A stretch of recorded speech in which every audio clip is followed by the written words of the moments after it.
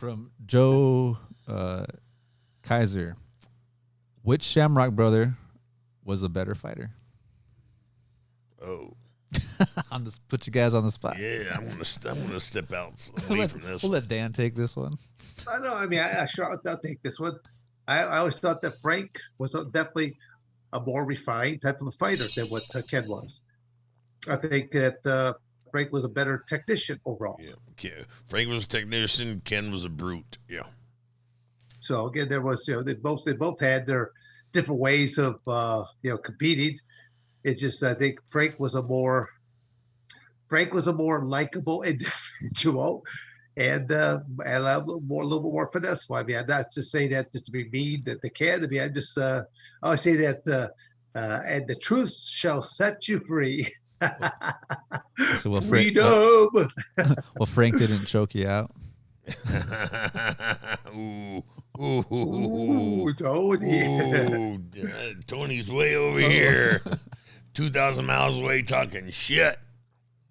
Talking some serious shit. Even Quinn looked over. Yeah. Tony.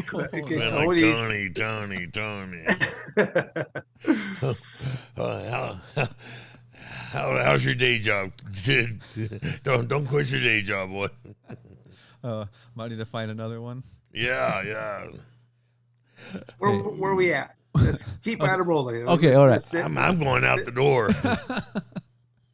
Don, why didn't you guys have a rematch with Coleman? I did rematch with Coleman. I lost that too. I know. I just wanted Suli Barraza. I wanted Suli's Barraza to know that you guys did fight more than once. You just wanted to hear me say it after the Shamrock thing. You had to bury me. What are you talking about? That was for you, Dan. We need a more positive question to end this on now. Yeah, okay. Ending this would be a great. I'll quit. Yeah. Okay, then here we go. We'll end it with this one. Thank God. So you said, Greggy, he wanted to know this. Don, you said that you wrestled with Haku, right, back in New Japan. He would like to hear any stories you have with him, a funny story from your professional days wrestling with Haku.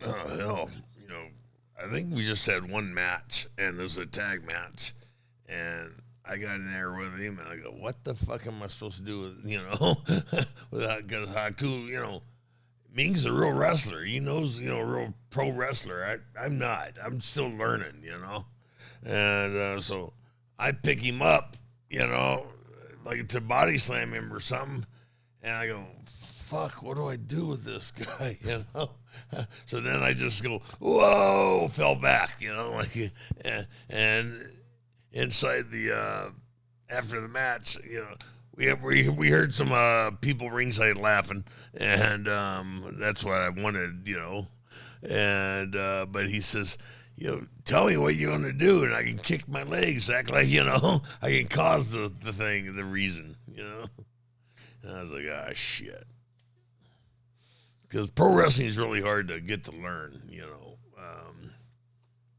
and it takes quite a while to learn what the hell's going on, what you're doing. Sure, you have to get chemistry with the person you're working with, don't you think?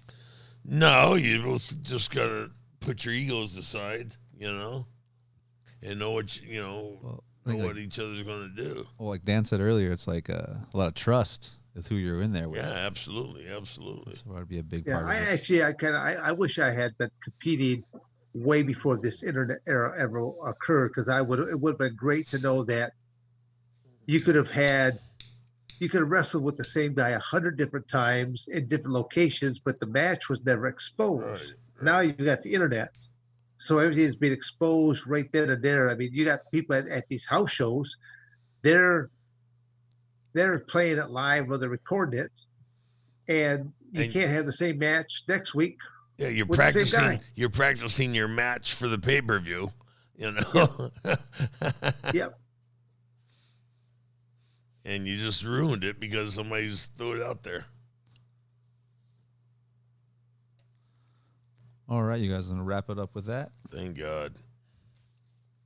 Well, that wasn't exactly what I call a very earth-shattering type of question. You got one, Let's got see. one more that's even better yet. I just want to antagonize Don. There, just Oh one man, more question, one more question, one more question. Quinn, give him the look. There you go. Yeah, give Dan the Oh look. my, Yeah. that's the Over look, here, all right. baby. Over here. Give Dan the look. Yeah. There Come you on, go. Quinny. Okay, here Come we on, go. Quinny. Get him, Quinn. Get him. Where's Quinny? Get him. Where's Quinny? Get him, Quinn. Get him, Where's Quinn. the rope? Where's the Get him. rope? A rope. He got a rope for you? Oh, you said the magic Oh, word. look at that tooth. Yeah, that tooth hanging out there right now. Yeah. That's the look. That's the look. You got one there, Tony? I tried Okay. to buy you a little bit of Here we time. go. You got Here we go. that last question? From Sweaty Balls. Oh my It goodness! must be for Dan. Well, yeah, it's for both. I of gotta you. say it must be from Arizona Yeah. because it's Yeah. pretty hot out Yeah. there. Well, it is titled to Don, but I want both of you to give me. That's an A. No. The so the pride fight against Takayama, obviously one of the craziest fights. After something like that, do you guys ever go out, like hang out, have a beer, or do you just have to go to the hospital? Shit, we both went to. They had a big party after every Pride event. They generally had a party, you know. And if you were physically capable, you would go to the party because that was still in your contract, you know.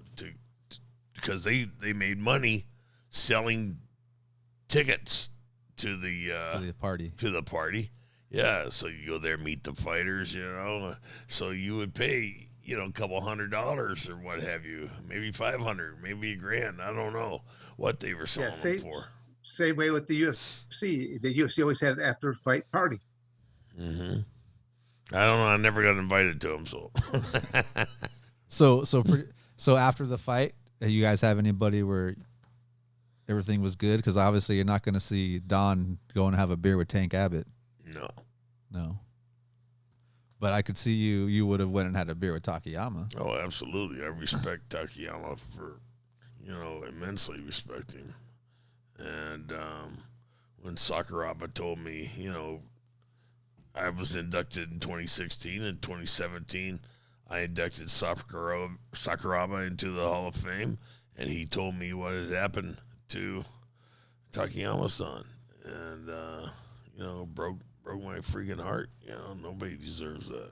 What about the opposite? Let's say you guys go to a after party and just have you guys seen people get in a fight again that just had got done fighting, or even two fighters that fought different people?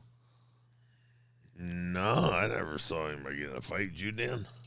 Nope, never did. The only thing I thought was going to be close to it is I had Oleg Taktarov after I faced him the first time in UFC number 5. You know, here he is coming towards me, and I'm seeing he's got stitches and stitches and stitches, and I'm like going, "Oh, I better diffuse this one here pretty quick before he gets there." I'm like,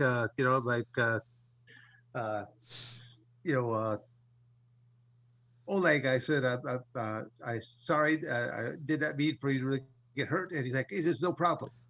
They said that they should not have. They should have stopped the match. I had an armbar on you. I was waiting for you to get tired. I'm thinking, wow. I was thinking, I had a whole different perspective from my angle right there. I was thinking, I could have dropped knees at any point in time and could have probably ended not only his career but ended his life at a point. He did turn his head sideways to let the blood run out the corner of his nose, exposing the temple, which is the closest. Thinnest plate. And by just letting you know that I don't have my laptop plugged in, and it just recorded the fact that I have a low battery, so I could be sighted off here soon. All right. Whether I like it or not. Okay. Well, real quick, that guy Sweaty Balls says that he loves the podcast, or him or her. I'm assume you never know. Love the podcast. There's not many places left for men to be men anymore. This is definitely one of them, though. Thanks again, Stretch from Philly. Well, to tell Sweaty Balls he better get some, some powder or something like that to take care of that condition. Yeah. And then, so real quick before I lose you guys, a lot of people have always been asking, like, why you never fought. So I think it would be cool. I'm going to ask that question. No, I mean, honestly, I'll jump in. No, there was Don and I, there was only at one point in time that they were looking at the UFC was looking at doing. I go, the match would never have happened between Don and myself. There were just too much respect out of it there for each other that I would have basically I would have either I was the older cat and stuff like that. I would have probably just turned things over just to let Don just do his thing because he had more youthful years to exploit a career than what I had. So, but it just Wait, kind are of like you one of those saying things. you'd have taken a dive? I don't need you to take a dive for me, you old bastard. See, See, look at how we stirred up things already. I'd have whooped you in my sleep. Well, honestly, you would have because, like I said, you were a much more complete uh, athlete than what I was. I was just a good wrestler. I'm a That's much all. more complete anything than you are, Mr. Severn. Don't you Well, forget it. again, that mustache it even because it looks like this wild bohemian, whatever it takes on a whole character to itself. Yes, I totally agree. You should try growing one day. Yeah, It'll I make you will. look like a man. I got training wheels on mine here right now. You have a compared to mustache? yours. You're growing a mustache? So how is life on the island in the cabin there? The last 24 hours has not been good because we got hit with a torrential downpour. I mean, just it was a light show and a half last night. Yeah. The light was, I mean, just lit up the whole island. The lightning, and then the thunder. I mean, literally shook the very ground that we were on. I literally thought that. Holy moly, this could be it. I was waiting to see some type of a tornado or something that nature emerge from it all. But so much rain came down that this is only just under 1 acre. Yeah, But but by morning time, I'd say we're just under half an acre. That was still above water. well, I believe the size of your belt, your waist, you'd have held that cabin down. It wouldn't have went anywhere. The roof might have blown off, but the foundation would still be there. You sitting in the middle of it. All right. Well, again, I was hugging on that refrigerator pretty good there. So yes, I had to make sure to calm my nerves. I had to have a little more ice cream. Yes, grab what's important to you. All right. So on that note, this concludes another episode of Toxic Masculinity. Hope you were entertained. If some of you thought we stepped over line, well, that is our prerogative to make you think. And for some of you, maybe for the very first time, put your man pants back on. You're dealing with two old men who identify as Americans. The can-do spirit. You can either watch us or choose not to. That's your prerogative. Exercise your rights. Yeah. Way to go, Severn. Way to go. All right.